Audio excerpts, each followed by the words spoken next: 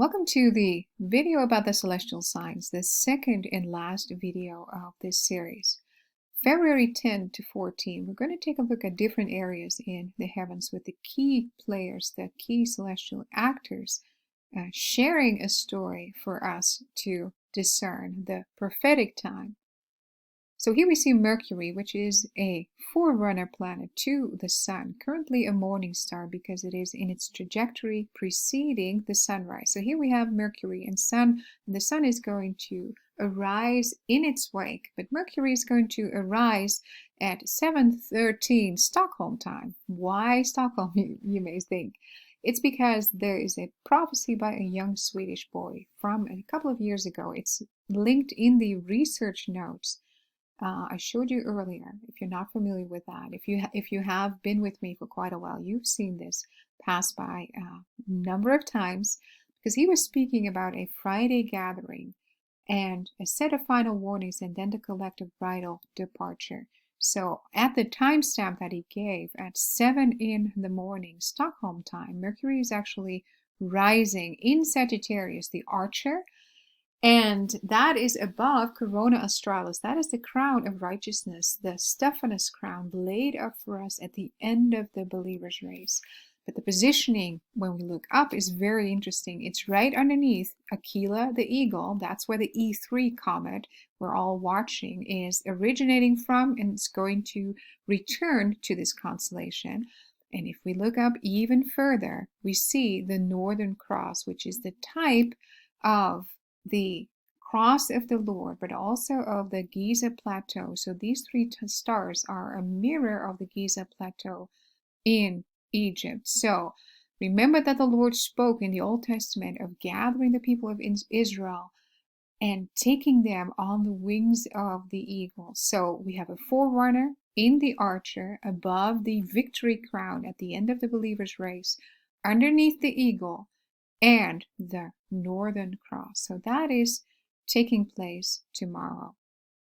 Here we see that alignment of Mercury underneath the eagle and the stars of the Northern Cross, now known as the constellation Cygnus, but it used to be the cross of the Lord. And then, of course, the E3 comet and its trajectory from the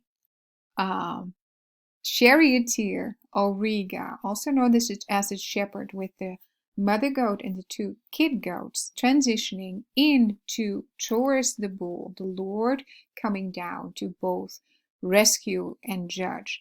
I'm going to show you an overlay of the forehead of the bull. We have two sets of stars in Taurus. The bull, one in the forehead, that is the congregated believers, the Hyades cluster, and one at the back end of the bull, that is the Pleiades cluster, the seven churches. The Hyades cluster is where the comet is going to pass by. They are situated in the forehead of the bull, and each of those stars represents one of the seven churches. And if you've been with me for a longer time, you have seen the imagery. This is a beautiful graph from Watchman Louis Vega. He's made an overlay of the Hyades cluster in the forehead of the bull. This is a mirror image of what we see in the heavens. And he has marked out these individual stars because they are, as we know it, in the western part of Turkey, which has been, of course, struck with an earthquake. In the next slide, we can see these individual churches marked out by these individual stars. We're going to look at a close-up so it's easier to see. So we have the brightest star in the eye of the bull, Aldebaran, which is a representation of the church of Ephesus who have lost their first love. And then right across, and this is what is interesting for us because the comet is going to pass the star Tau Tauri, which represents Laodicea, the lukewarm church, and then the star Ayin, the representation of the church of Philadelphia. So remember that the eye of the bull is a representation of Ephesus. The star, which is now known as Ayin or Ayin, is the representation of Philadelphia. And then we have Tau Tauri, which is a representation of Laodicea. And I believe that these passings of the comet is not just inspection, but also the onset of judgment. So here we have the outline of Taurus, the bull, as we see it in the heavens. So this is the forehead of the bull. This is the horn, which is connected to Auriga, the charioteer. That's where the E3 comet is coming from. It's now moving southward. This is the left horn of the bull. So before the comet enters into the area of the congregated believers, the Hyades cluster, it's going to pass Mars. Mars is aligned horizontally with the Pleiades, and Mars is associated with war and the archangel Michael standing up. So after passing Mars, the comet is going to cross the from our perspective, the right horn of the bull. From the bull's perspective, the left horn. That is going to take place on the 11th of February. Then the comet is going to progress further southward, and at the moment of its meridian, which is marked by the green line, that is the highest point in its daily trajectory. It is aligned with Mars, but also with the Pleiades. So this is the entire depiction of Taurus, the Pleiades, the 7 churches in the book of Revelation 1 to 3. They are found in the heavens over here. The Hyades cluster, those are the congregated believers. That is the individual alignment of the 7 churches we just showed. So Comet E3 is going to align with Mars and the Pleiades on the 11th of February. Then it's going to progress further southward and align with the star Ayin. Ayin is the representation of the Church of Philadelphia in the other eye of the bull. And without saying that this is a thus saith the Lord, it is my understanding that these passings that the comet is doing is a signaling toward the particular churches that it passes. So we've had Tau Tauri, the representation of the Church of Laodicea. Then we have the passing of Ayin, which is the representation of the Church of Philadelphia. And then we have the passing of Aldebaran, which is the representation of the Church of Ephesus. So after Laodicea, Tau Tauri, Ayin, we now have the passing of Aldebaran, the bull's eye, the bright red star in the right eye of the bull. It's also known as the marksman's mark. That takes place on the 14th of February. Then let's take a look at the trajectory and the passing of the moon. Here on the 11th, we see the moon being birthed from the upper body portion of Virgo into the lower body at the star Spica, the first fruits of grain, first fruits of corn, aligning with the star Arcturus in Bootes, the marking of the sons of light. And if we take away the horizon, because this is what is happening underneath the horizon, marked by this haze over here, we see that moment of the birthing. That is on the 11th of February at the star Spica, the first fruits.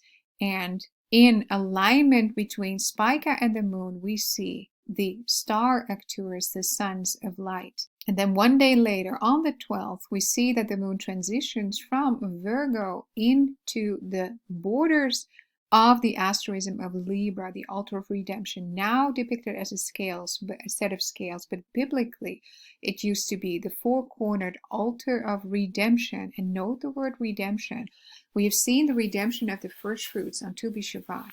In this weekend, we have a marker in Scripture of the redemption of the first fruits in the days of Moses. And now we have the moon transitioning from Virgo into the altar of redemption, where the Lord paid the redemption price in full. And remember, where in our common Western culture, the bridegroom and the bridegroom often meet, that is also at the altar. So the moon is going to be at last quarter, the final division of 50-50%, which is an association to the 5 virgins who had light and the 5 virgins who did not. So the phi moon, or the half lit and half darkened moon, Monday, February 13th at about dinner time, 6:01. This is going to be the position of the moon on the 13th. It's going to be on the altar of redemption, Libra. And the star that denotes that the price which has been paid was sufficient has been passed. And if we look up from the moon's perspective, we see the serpent aspiring to seize that crown, corona borealis, which is in direct alignment with the moon. This is our victory crown that the enemy seeks to steal from us by any and all means, can even come through undermining or challenges from within our inner circles. The enemy loves to use people against us, but we are instructed to let no one take our victory crown. So the moon, the divided moon, is aligned with corona borealis on the 13th. Then we're going to take a look at the sun. The sun has transitioned from the goat portion of Capricorn, the middle Theta Capricorni, into now the fish portion, and it's about to leave the constellation, but not before passing these 2 pivotal stars. And remember, if we zoom out, we can actually see the 2 corners of a prayer shawl folded in 2, and these, I associate these with the talit, the tzitzit, just like the woman who had the issue of blood touched the tzitzit and found healing. The star Nashira is associated with a declaration of good tidings. That's what this star means. And one day later, the sun is going to pass the star Deneb El-Geri, which means judgment, the coming slaughter. And at that point, remember that we have seen the sun being equally yoked with the beloved Venus. Venus is no longer in the water flow by this time. So we see the huge transition from 11 to 13. Let us go back once more to the calendar and recap with what we have shared today. So, Tu B'Shavat, the blossoming of the almond tree, the bride has made herself ready. The flowers are appearing on the earth, just like the Song of Songs speaks of, and the beloved saying to the bride, "Arise, my fair one, and come away." And as the Lord is inspecting our spiritual fruit, we see the transition in the heavens from the charioteer Auriga into Taurus, the bull, the Lord coming down to both rescue and judge, and his flashlight, his comet in the heavens, the heavenly messenger, is passing the individual churches and is marking them out. And we see that the moon is birthed and on its way to the altar of redemption. We have the 5th day after the 15th, that is denoted for the dedication of the firstborn with Moses and Jethro in Midian.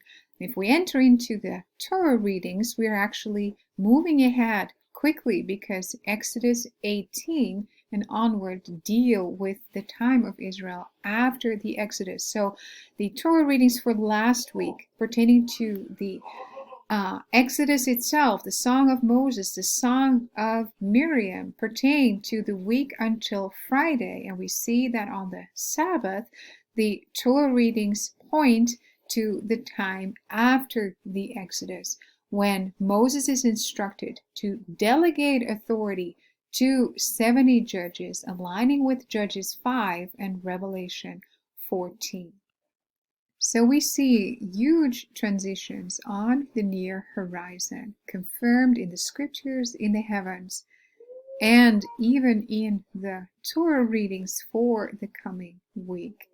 So, I pray the Lord's blessings and His peace upon you and your loved ones. Much love.